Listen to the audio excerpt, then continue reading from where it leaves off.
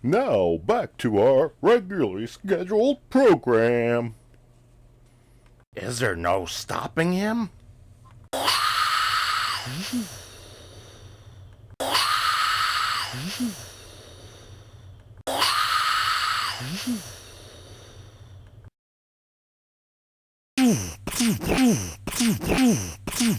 Shots. Shots.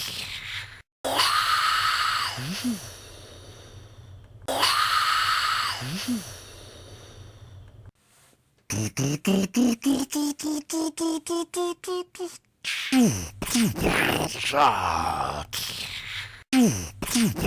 Shots. Shots. Pedicons, retreat.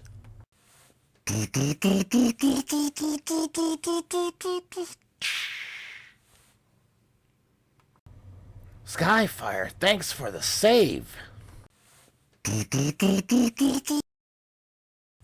Welcome, Legotransformers fans, to another exciting episode of Soundbox Legotransformers. Here we have Skyfire. For those of you that are not familiar with Skyfire, he basically is a large jet transformer from the Autobots. Where does Skyfire come from? Well, many people know him as Jetfire. In fact, War for Cybertron, the new series, called him Jetfire, but used his Skyfire design.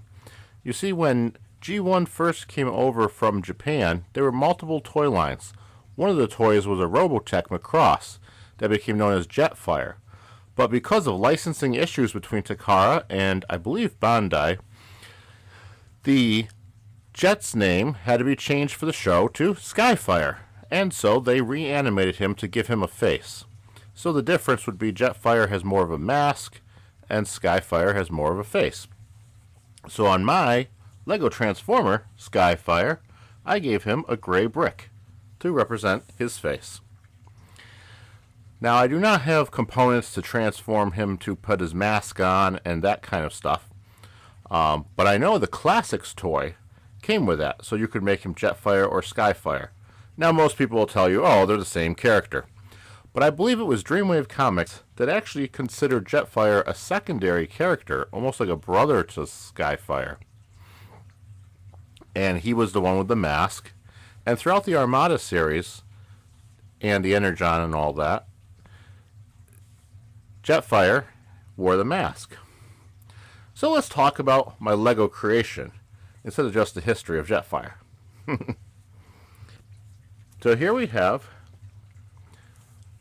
Lego Transformers Skyfire. And the way I built him, he's got one stud sized head using one of these nice front side pieces with the little nub in the front. So that way when you put the stud on, it makes it look like he has a face. This is one of the few Transformers I've used this technique to build their face with. Additionally, this panel right here is a slope panel that I got off of a Star Wars clone speeder bike. And I love the design on it. It had to be for Jetfire's nose cone. I used a light blue piece here and a red piece for his Autobot badge. It's a translucent red, gives it a little more glow to distinguish it from the back red of his backpack. In addition, I have this little Stormtrooper piece that I put here for another cool looking panel on the jet. His arms start off with these sloped pieces, and then they go down to a one stud connection. This is a very weak connection. My Optimus Prime suffers from the same thing, so I have to be very careful when turning his arms. I also try to use a new piece I haven't used before. He doesn't like to stand either because he's very top heavy. So if you can see here, I'm using a square piece with this little hinge thing coming out. I wanted to try some different techniques. Now the neat thing about Jetfire is he also comes with his backpack. Jetfire's been known to be a big white jet with a big red backpack. And his backpack usually is an arsenal. So I made it so he has detachable cannons. And that'll make him a little less back heavy. So now the cannons can fit in his hand.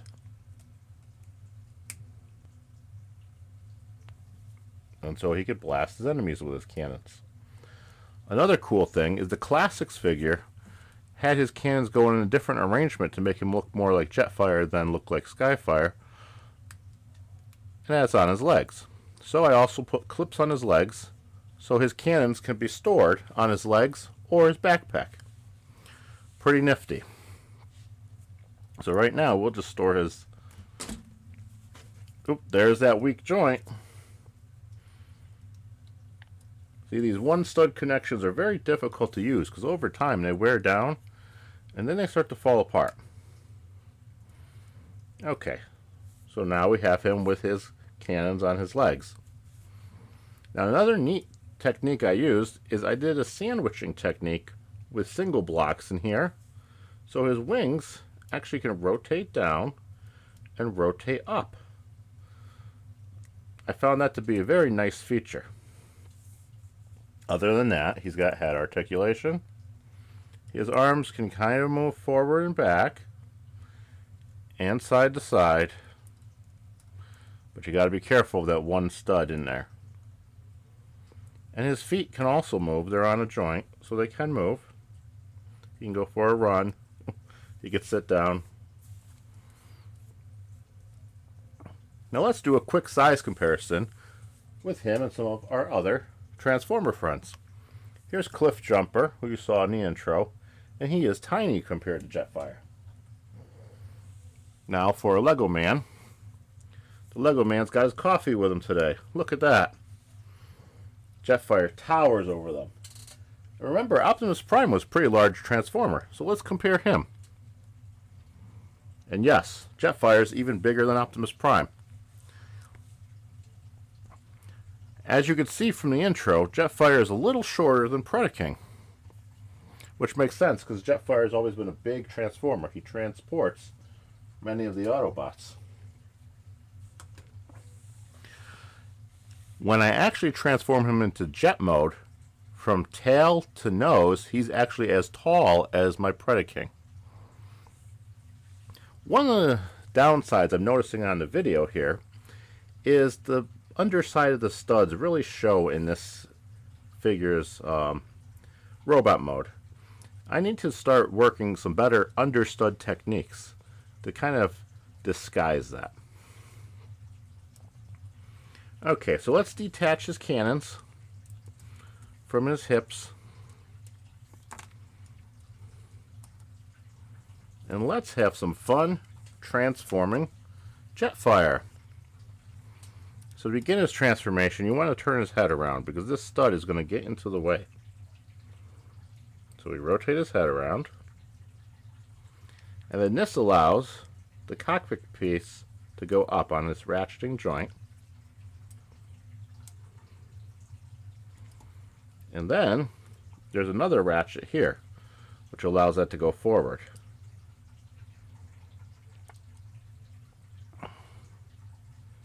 And I have a ratchet in there. So he's basically hooked in this frame to allow him to fold into jet mode.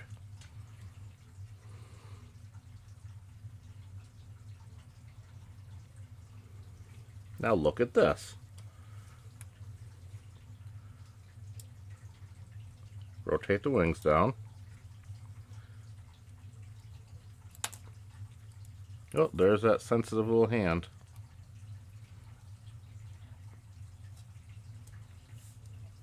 What do we have here? It's Jetfire in gear walk mode.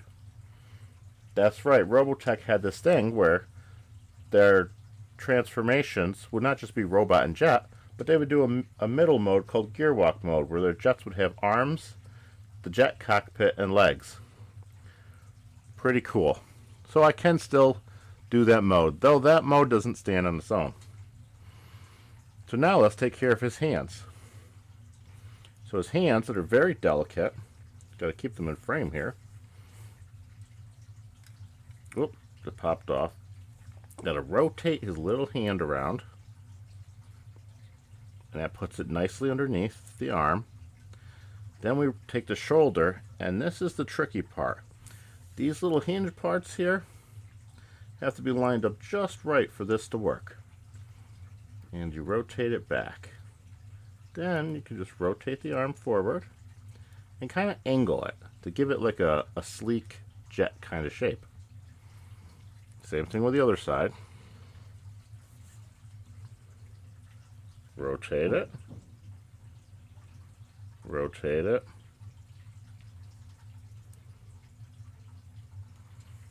Now the legs, we basically just take the legs and fold them up and rotate them at the kneecaps.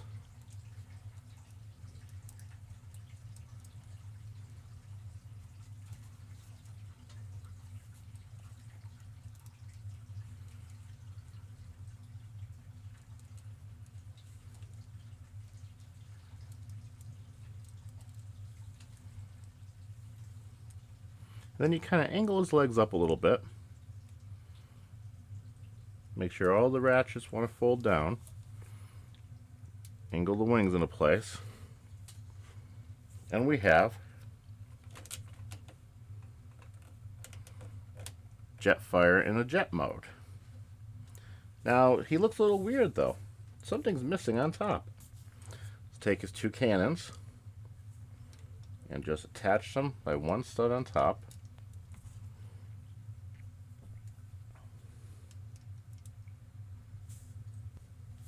And now he looks like Jetfire. Or I should say Skyfire. Or at this point we could say both. But I do plan to make a Skyfire version eventually. Or I mean a Jetfire version eventually. Now I can't even keep them straight. Look at that. Now jet mode looks really great. The one thing I didn't like so much is that the legs are just blocks rotated around to make the fins, but it works with such a size of a jet that this is.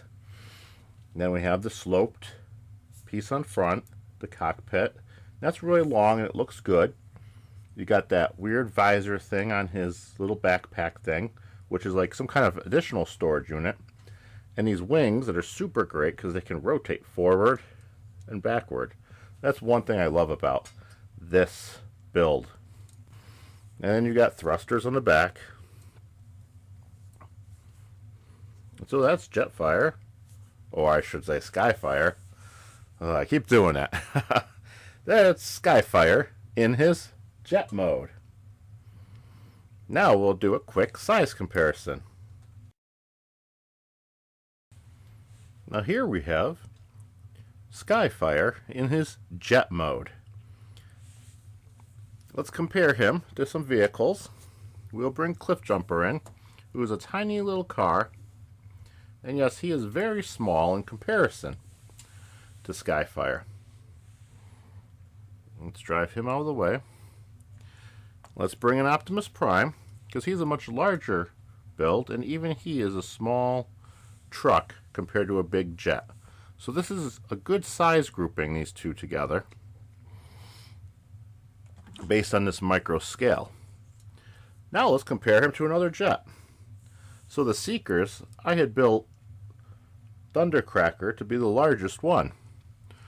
So when I compare Thundercracker, my largest Seeker, to Skyfire, you can see there's a big difference. He's barely as tall as his leg.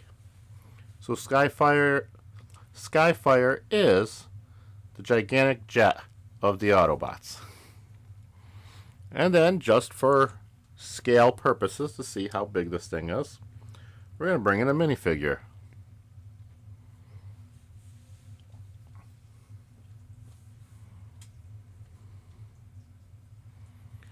So I hope you enjoyed Skyfire. G1 Skyfire. And come back for some more exciting Transformers episodes. If you like what you see, give it a like. Place a comment down below. I'd love to see what you think. And don't forget to subscribe. Thank you so much.